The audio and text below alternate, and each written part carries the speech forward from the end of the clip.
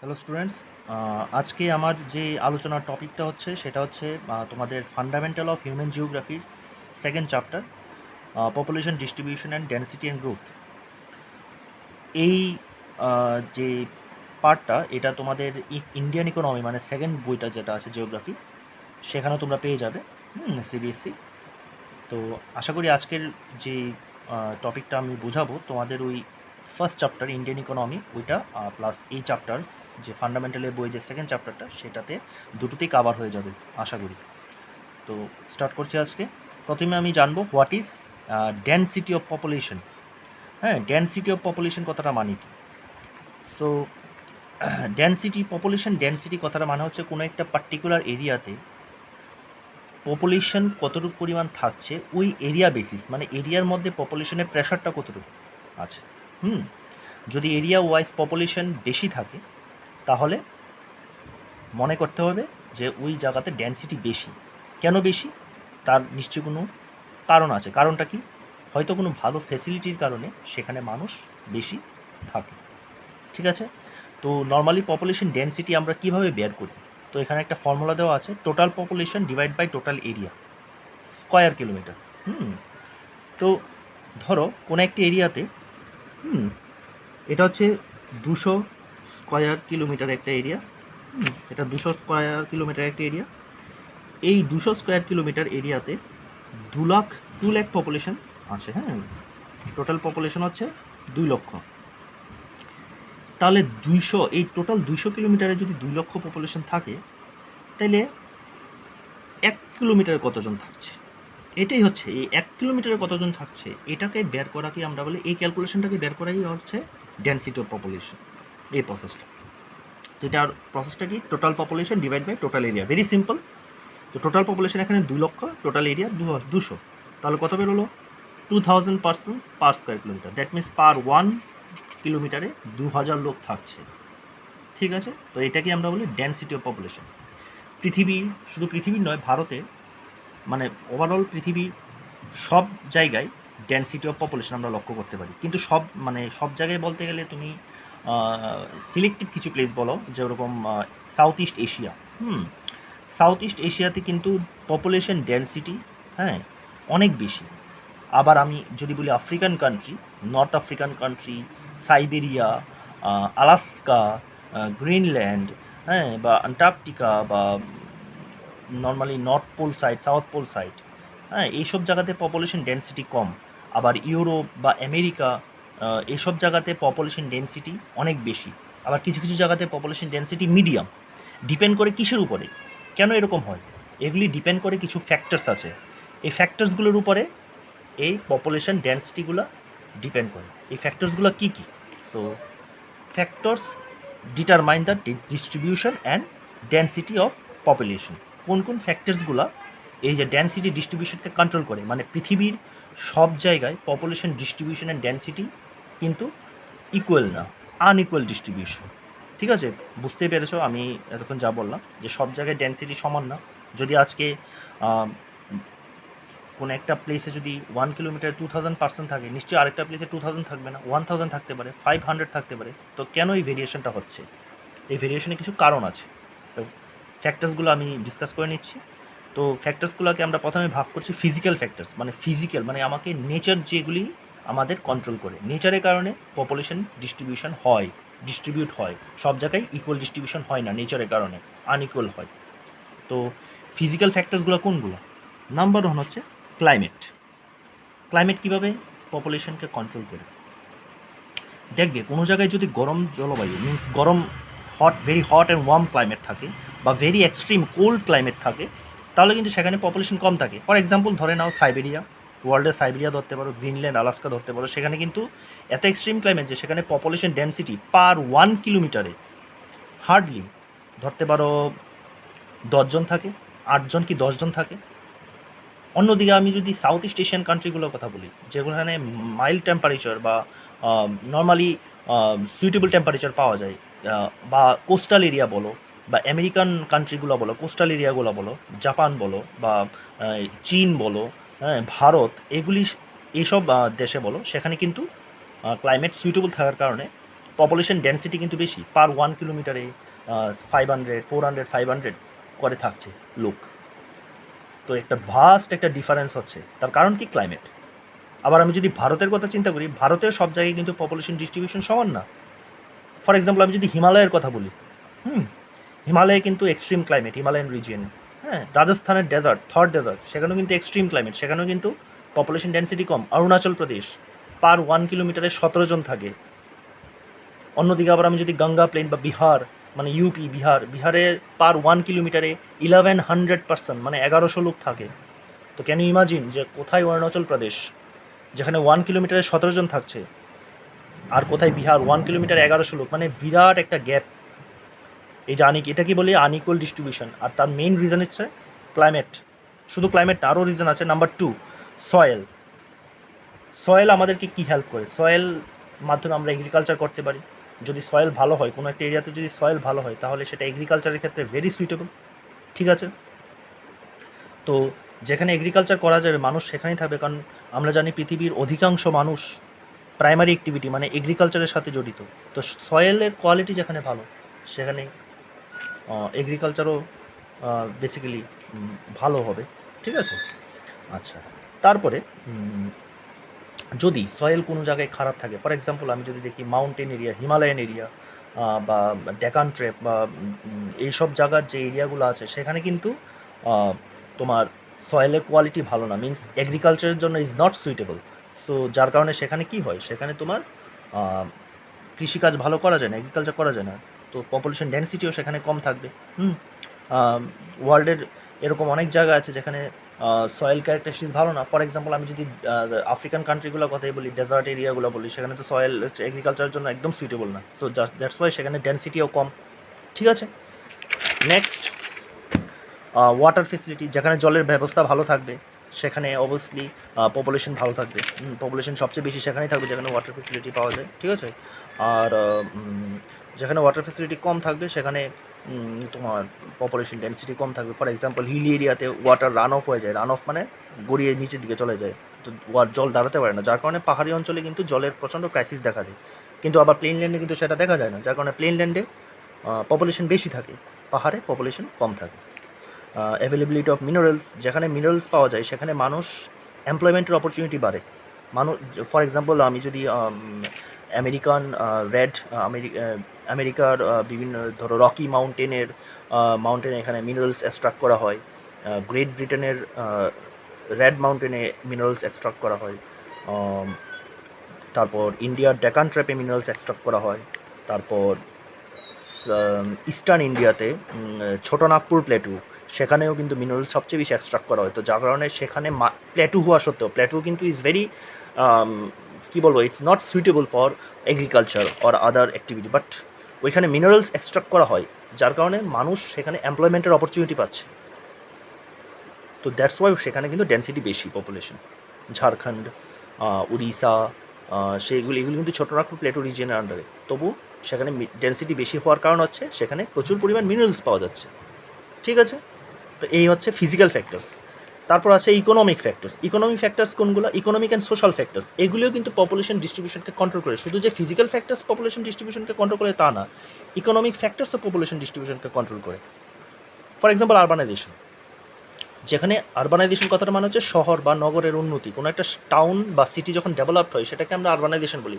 কিসের development? Road, railway, transport system, basically education system, health facility, administrative system, সবগুলো যদি developed হয় তাহলেই সেটাকে আমরা বলি আরবানাইজেশন। তো এইখানে এইসব ডেভেলপমেন্ট যেখানে বেশি থাকবে মানুষ সেই জায়গাতেই কনসেন্ট্রেশন করবে, কারণ তাদের বেটার লাইফস্টাইল দরকার। তো সেখানেই মানুষ কনসেন্ট্রেট বেশি করবে। এই কারণে দেখবে দিল্লি, মুম্বাই, কলকাতা, এইসব জায়গায় কিন্তু, London, Paris, new York, Washington DC, এইসব জায়গাতে কিন্তু তোমার পপুলেশন ডেন্সিটি অত্যাধিক বেশি। ইন্ডাস্ট্রিয়ালাইজেশন, যেখানে ইন্ডাস্ট্রি বেশি থাকবে সেখানে মানুষ কনসেন্ট্রেট বেশি করবে, তার কারণ হচ্ছে এমপ্লয়মেন্ট অপরচুনিটি পাবে। For example Jamshedpur, TISCO, tata iron and steel company. হ্যাঁ, নর্মালি ইস্টার্ন ইন্ডিয়ার ম্যাক্সিমাম জায়গাতেই আমরা জানি যে প্রচুর পরিমাণ ইন্ডাস্ট্রি আছে, specially iron and still industry. তো সেখানে কিন্তু ডেন্সিটি পপুলেশন সবচেয়ে বেশি। রিলিজিয়াস ফ্যাক্টর, ধর্ম অনেকটা পপুলেশন ডিস্ট্রিবিউশনকে কন্ট্রোল করে। ফর এক্সাম্পল আমি হিন্দু, আমি নিশ্চয়ই চাইবো, মানে অনেকের মাইন্ডে থাকে এটা যে আমি যেই লোকালিটিতে থাকছি সেখানে যদি হিন্দু কমিউনিটি বেশি থাকে তাহলে ভালো, যা আমি মুসলিম, আমি ইসলাম কমিউনিটিতে থাকতে চাই, আমি খ্রিস্টান কমিউনিটিতে থাকতে চাই। তো দ্যাটস ওয়াই এরকমভাবে পপুলেশন ডিস্ট্রিবিউট হয়, এভাবেই পপুলেশন ডিস্ট্রিবিউট হয়। পলিটিক্যাল ফ্যাক্টরস, কোনো জায়গায় দেখবে যুদ্ধ বেশি হয়। ফর এক্সাম্পল জম্মু কাশ্মীরে প্রচণ্ড পরিমাণ যে তোমার যে পাকিস্তানি যে উগ্রপন্থীরা আছে তারা অ্যাটাক করে অনেক সময়, তো যার কারণে সেখানে কিন্তু মানুষ খুব কমই মানে থাকতে চায়, কারণ প্রায় সময় সেখানে জঙ্গি হানা হয়, তো যেটা তাদের থাকার পক্ষে অনেকটা কঠিন হয়ে দাঁড়ায়। তো এই কারণে মানুষ কিন্তু সেখান থেকে কি বলবো মাইগ্রেট হয়ে যায়, সেখানে আর থাকতে চায় না। তো এটা একটা পলিটিক্যাল ফ্যাক্টরস, যে ওয়ার, যুদ্ধের কারণে মানুষ কিন্তু ডিস্ট্রিবিউট হয়ে থাকে। তো এগুলি হচ্ছে ফ্যাক্টরস, কি কারণে মানুষ ডিস্ট্রিবিউট হয়, এবং ডিস্ট্রিবিউশন যেখানে বেশি হয় ডেনসিটি কিন্তু সেখানে বেশি থাকবে। মনে রাখবে, ডিস্ট্রিবিউশন যেখানে বেশি হবে ডেনসিটি সেখানে বেশি থাকবে, আর ডিস্ট্রিবিউশন যেখানে কম হবে ডেনসিটিও সেখানে কম হবে, এটা কিন্তু মনে রাখবে। Next, components of population change. এখন পপুলেশন চেঞ্জ আমরা জানি, population is a dynamic process, population কিন্তু কোনোদিন স্ট্যাগনেন্ট থাকে না। হ্যাঁ, হয়তো চেঞ্জ হয়, এবং চেঞ্জটা কীভাবে হয়ে থাকে কীভাবে নর্মালি পৃথিবীর সব জায়গায় ম্যাক্সিমাম কান্ট্রিতেই পপুলেশন চেঞ্জ হয়। কিছু কিছু কান্ট্রি আছে যেখানে পপুলেশন স্ট্যাগনেন্ট থাকে, তার কারণ আমি পরে বলছি। তো চেঞ্জের পিছনে কারণ কী কী? নাম্বার 1 কারণ হচ্ছে বার্থ, জন্ম।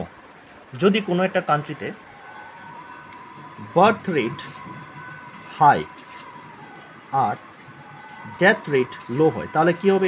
এটা হবে পজিটিভ গ্রোথ অফ পপুলেশন, মানে পপুলেশন হিউজ পরিমাণ বাড়ছে, অত্যাধিক পরিমাণে পপুলেশন বাড়ছে।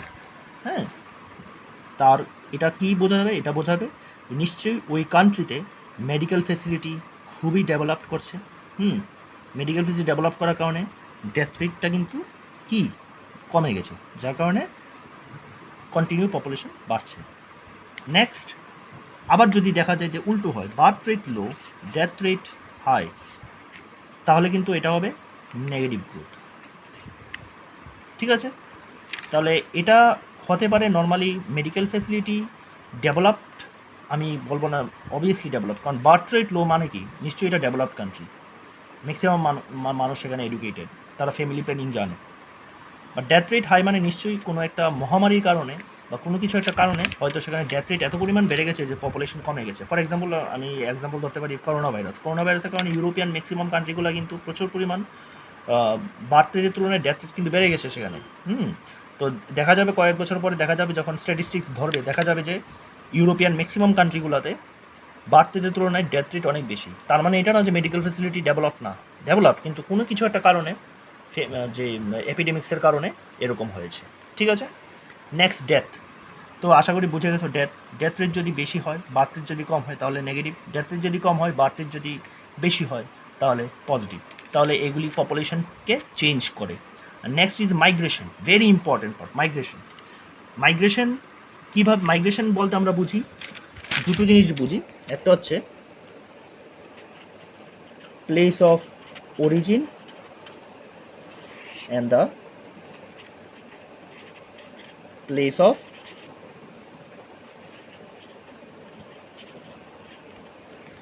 of origin and the place of destination, অর্থাৎ যেখান থেকে হচ্ছে ধরো এখানে দুজন লোক থাকে, এখন ওইখানেও দুজন লোক থাকে, দুজন, এখন দেখা গেল এখান থেকে একজন মাইগ্রেট হয়ে এই জায়গাতে আসলো, তাহলে এখান থেকে কয়জন হলো? দুজন থেকে কয়জন হলো? তিনজন হলো। ঠিক আছে, তাহলে এখানে কয়জন রয়ে গেল? একজন। তাহলে প্লেস অফ অরিজিন, এখান থেকে একজন মাইগ্রেট হয়ে এই জায়গাতে গেল, তিনজন হলো। তাহলে এখানে কি হচ্ছে? এখানে হচ্ছে পজিটিভ গ্রোথ, এখানে কিন্তু পপুলেশন বেড়ে গেল। আর এখানে কি হলো? এখানে হলো নেগেটিভ গ্রোথ। তাহলে এখান দ্বারা আমরা কি বুঝতে পারছি? যে মাইগ্রেশন কিন্তু পজিটিভ নেগেটিভ দুটো ক্ষেত্রেই কিন্তু কাজ করে থাকে। পপুলেশনকে কোনো একটা জায়গায় পপুলেশনকে বাড়াতে পারে, আবার কোনো একটা জায়গায় পপুলেশনকে কমাতে পারে। সো এই হচ্ছে তিনটা ফ্যাক্টরস, বার্থ, ডেথ, মাইগ্রেশন। বার্থকে আমরা মেজার করি সিবিআর, অর্থাৎ ক্রুড বার্থ রেট, এটা তোমরা বইয়ে পাবে, ক্রুড বার্থ রেট সিবিআর, হ্যাঁ। আর ডেথকে আমরা মেজার করি সিডিআর, ক্রুড ডেথ রেট। এটা ফর্মুলাটা হচ্ছে বিআই ডিভাইড বাই পি ইন্টু 1000। বিআই মানে এক বছরে কতটা শিশু জন্মগ্রহণ করলো, আর পি মানে টোটাল পপুলেশন, ওই এক বছরের টোটাল পপুলেশন কত, ঠিক আছে, ইন্টু 1000। আর same death D by P into 1000, অর্থাৎ এক বছরে কতজন মারা গেল আর ওই এক বছরের টোটাল পপুলেশন কত ছিল, হ্যাঁ, ওইটাকে আমরা যদি ডিভাইড করে 1000 দিয়ে মাল্টিপ্লাই করি তাহলে পেয়ে যাবে সিডিআর সিবিআর। ঠিক আছে, বুঝে গেছো আশা করি। সেই হচ্ছে birth, death, migration, the 3 components of population change. Okay, next migration. তো মাইগ্রেশন আশা করি বুঝে গেছো তোমরা, যে হালকা একটু ডিসকাস করলাম, তবে আমি আবার বলে দিচ্ছি, movement of people from one place to another, এক জায়গা থেকে আরেক জায়গায় মুভমেন্ট হওয়াকে আমরা মাইগ্রেশন বলি। তো টাইপস অফ মাইগ্রেশন, এখন মাইগ্রেশনের কী কী টাইপস আছে, অনেক ধরনের টাইপস আছে। এর মধ্যে আমি যদি বলি on the basis of origin, মানে উৎপত্তি অনুসারে, মানে মাইগ্রেশন নর্মালি দুটো হয়ে থাকে, মেইনলি দুটোর মাইগ্রেশন হয়ে থাকে। মেইন মাইগ্রেশন যেটা আমরা যেটা বলি দুটো, একটা হচ্ছে পার্মানেন্ট। ফর এক্সাম্পল, আমি এখন আগরতলায় থাকছি, এখন আমার ইচ্ছে হয়েছে আমি ধর্মনগর গিয়ে বাড়ি করে পার্মানেন্টলি সেখানে থাকবো, সো সেটাকে বলে পার্মানেন্ট মাইগ্রেশন। আর টেম্পোরারি, আমি আগরতলায় আছি, হয়তো আমি চাকরি পেয়েছি ধর্মনগরে, এখন আমি সেখানে ভাড়া করে থেকে চাকরি করবো, that means that is called temporary migration, মানে আমি সবসময়ের জন্য থাকছি না। সো এই হচ্ছে দুটো মেইন মাইগ্রেশন, এটা হচ্ছে on the basis of origin. Next on the basis of boundary অনুযায়ী মাইগ্রেশন কীভাবে হয়, কত ধরনের হয়। ওয়ান ইজ ইন্টারন্যাশনাল মানে হচ্ছে আন্তর্জাতিক, মানে যখন কোনো মানুষ এক দেশ থেকে আরেক দেশে যায়, সিম্পল কথা, সেটাকে আমরা বলি ইন্টারন্যাশনাল মাইগ্রেশন। এটাকে আবার দুটো পার্টে ভাগ করা যায়। এমিগ্রেশন কথাটা মানে হচ্ছে, ধরো ইন্ডিয়া থেকে আমি টোটালি মুভ আউট হয়ে যাচ্ছি, আমি ইন্ডিয়াতে থাকছি, এখন আমি ইন্ডিয়া থেকে একদম টোটালি মুভ আউট হয়ে, মানে আমি ইন্ডিয়া থেকে পুরো মাইগ্রেট হয়ে চলে যাব আমেরিকাতে, that is called emigration. And what is immigration, ধরো ইন্ডিয়াতে কেউ থাকতে আসছে আমেরিকা থেকে, move into a new place, এবং সে প্রথমবার এখানে থাকতে আসছে, কোনো সময় আসেনি, সেটাকে বলি ইমিগ্রেশন। দ্যাট মিনস একটা কান্ট্রিকে কেন্দ্র করে হচ্ছে এটা, কেউ ইন্ডিয়া থেকে বেরিয়ে যাচ্ছে, কেউ ইন্ডিয়াতে আসছে। সো যেটা বেরিয়ে যাচ্ছে সেটা হচ্ছে ইমিগ্রেশন, যেটা আসছে সেটা হচ্ছে ইমিগ্রেশন। দুটোটাই কিন্তু ইন্টারন্যাশনাল হচ্ছে, মনে রাখবে, মানে আন্তর্জাতিকভাবে হচ্ছে। তো that is call emigration and immigration. অনেক সময় ডিফারেন্স আছে, what is emigration and what is immigration, ঠিক আছে। এটার কারণ হচ্ছে ভালো ফেসিলিটি আশায় বা ভালো লাইফস্টাইলে আশায় সে ইমিগ্রেট হচ্ছে, আর এটার কারণ হচ্ছে সেম, সে দেখতে পাচ্ছে যে বড় আমেরিকাতে, আমি তো বলবো না আমেরিকা থেকে ইন্ডিয়াতে আসবে, আমি বলবো কোনো আন্ডার ডেভেলপড কান্ট্রি বা ডেভেলপিং কান্ট্রি থেকে ইন্ডিয়াতে আসবে। ফর এক্সাম্পল, আফ্রিকান কান্ট্রি থেকে ইন্ডিয়াতে আসতে পারে, এশিয়ান কান্ট্রি অন্য কোনো কান্ট্রি থেকে ইন্ডিয়া আসতে পারে, তো সেটাও হতে পারে ইমিগ্রেশন, ঠিক আছে। নেক্সট হচ্ছে ইন্টারনাল মাইগ্রেশন, যখন কোনো মানুষ এক রাজ্য থেকে আরেক রাজ্যে, বা এক গ্রাম থেকে আরেক গ্রামে, বা এক ডিস্ট্রিক্ট থেকে আরেকটা ডিস্ট্রিক্টে মাইগ্রেট হয়, সেটাকে বলে ইন্টারনাল মানে দেশের ভিতরে হবে, within a country but not outside the country, within a country, that is call internal migration. এটাকে দুটো পার্টে ভাগ করা যায়, ইন্ট্রাস্টেট,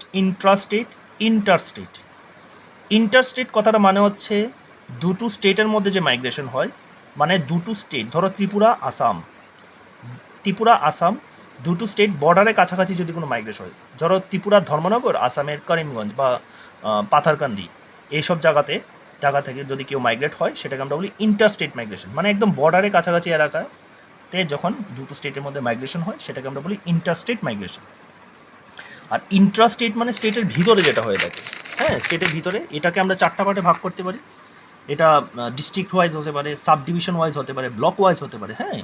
ইন্ট্রাস্টেট মাইগ্রেশন, রুরাল টু রুরাল, গ্রাম থেকে গ্রামে। এটার কারণ হচ্ছে যদি আমি কোনো একটা গ্রামে ভালো সিকিউরিটি ফিল না করি, বা কোনো ভালো চাষাবাদ না করতে পারি, এগ্রিকালচার না করতে পারি, তাহলে আমি এরকম একটা ডেভেলপড ভিলেজ যেতে চাইবো, যেখানে আমি ভালো সিকিউরিটি বা এরকম পাবো ফেসিলিটি। রুরাল টু আরবান, এটা সবচেয়ে বেশি হয়ে থাকে, ওয়ার্ল্ডেও বেশি হয়ে থাকে, ভারতেও বেশি হয়ে থাকে। তার কারণ হচ্ছে ম্যাক্সিমাম মানুষই চায় যে আমি better lifestyle, better education, better health facility, তো মানুষ এই মাইগ্রেশনটাই সবচেয়ে বেশি মানুষ করে থাকে, রুরাল টু আরবান, গ্রাম থেকে শহরে, ঠিক আছে। আরবান টু আরবান এটা হয় নর্মালি হায়ার মিডল ক্লাস বা আপার ক্লাসের ক্ষেত্রে হয়ে থাকে, যারা চায় যে আরও বেটার লাইফস্টাইলটা, ওরা অলরেডি টাউনে থাকছে কিন্তু আরও বেটার টাউনে থাকতে চায়, তখন তারা কী করবে, ধরো আমি আগরতলায় থাকছি, আমি এখন কলকাতায় গিয়ে থাকবো, কলকাতা একটা মেগা সিটি, আগরতলা একটা সিটি, তো আমি মানে আপগ্রেডেড হচ্ছি, মানে আমার লাইফস্টাইলটাকে আমি আপগ্রেড করতে চাইছি, ঠিক আছে। আর হচ্ছে আরবান টু রুরাল, এটা নর্মালি তখন হয় যখন তোমার ডি আরবানাইজেশন হয়ে থাকে। ডি আরবানাইজেশন মানে এত পরিমাণ ডেভেলপড হয়ে গেছে একটা আরবান এরিয়া যে কনজেস্টেড হয়ে গেছে, মানুষ আর সেখানে ভালো লাগছে না থাকতে, তখন মানুষ কী করবে, আস্তে আস্তে গ্রামের দিকে ছুটবে, মুক্ত বাতাস, পিস, শান্তি, এগুলির জন্য। তখন মানুষ আস্তে আস্তে শহরতলি এলাকা যাকে আমরা বলি, সাবআরবানাইজড এরিয়া, সাবআরব এরিয়া, মোটামুটি গ্রাম সাইডে, সেখানে গিয়ে মানুষ বসত বাড়ি তৈরি করবে। আবার অনেকে আছে রিটায়ারমেন্টের পরে গ্রামে চলে যায় থাকতে, ফার্ম হাউস যেটাকে আমরা বলি। তো এটা অনেকটা কম হয়ে থাকে, কিন্তু বর্তমানে কিন্তু এটাই বর্তমানে বলবো না, ভবিষ্যতে এটাই হতে চলেছে, কারণ এত পরিমাণ আরবানাইজেশন হচ্ছে যে এখন ডি আরবানাইজ হয়ে যাচ্ছে সব কিছু। আচ্ছা, এটা হচ্ছে ইন্ট্রা স্টেট মাইগ্রেশন। নেক্সট হচ্ছে কজেস অফ মাইগ্রেশন। মাইগ্রেশনের কারণ কি? তো মাইগ্রেশনের অনেকগুলো কারণ আছে, তো দুটো কারণ নর্মালি, একটা হচ্ছে পুশ ফ্যাক্টর, আরটা হচ্ছে পুল ফ্যাক্টর। পুশ ফ্যাক্টর মানে পুশ করে আমাকে একটা জায়গা থেকে, যে আমি এই জায়গাতে থাকছি না, আমি ওই জায়গাতে ভালো ফেসিলিটি পাচ্ছি না, তো ওই জায়গাটা আমাকে পুশ করছে, এখান থেকে চলে যাও তুমি। তো সেই কারণগুলো কি কি? আনএমপ্লয়মেন্ট, আমি ভালো জবের সুবিধা পাচ্ছি না সেখানে, এই জন্য আমাকে এখান থেকে যেতে হবে, আমাকে পুশ করছে। ল্যাক অফ মেডিকেল ফেসিলিটি, আমি ভালো মেডিকেল ফেসিলিটি পাচ্ছি না। ল্যাক অফ এডুকেশন, আমি ভালো শিক্ষা ব্যবস্থা পাচ্ছি না। ল্যাক অফ সিকিউরিটি, আমি ভালো সিকিউরিটি ফিল করছি না সেখানে।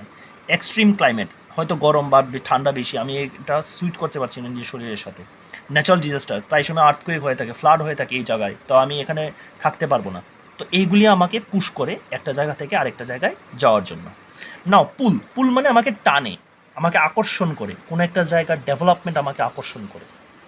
তো সেগুলি কী হতে পারে? সেগুলি ঠিক এর উল্টাটা হবে। কীভাবে? Better job facility, better medical facility, better education, better security, মানে এই পুশ ফ্যাক্টরের উল্টাটাই হচ্ছে পুল ফ্যাক্টর। তো এইগুলো হচ্ছে কজেস অফ মাইগ্রেশন, ঠিক আছে। তো আশা করি আজকে তোমাদের এই টপিকটা তোমরা বুঝেছো। মাইগ্রেশন পর্যন্তই বোঝালাম, আরও অনেকগুলো টপিক আছে। কনসিকুয়েন্সেস অফ, নেক্সট দিন আমরা consequences of migration, demographic transition model আর পপুলেশন গ্রোথ নিয়ে ডিসকাস করব। যদি কোনো প্রবলেম থাকে আমাকে জানিও, কমেন্টে লিখতে পারো, আর আমার ফোন করতে পারো আমাকে। আর স্পেশালি তোমাদের জন্য এটা আমি লকডাউনের জন্য এটা করেছি, আশা করি তোমরা সবাই বুঝতে পারবে। তো নেক্সট দিন আমি আবার আরেকটা টপিক নিয়ে ফিরবো, ঠিক আছে। Thank you.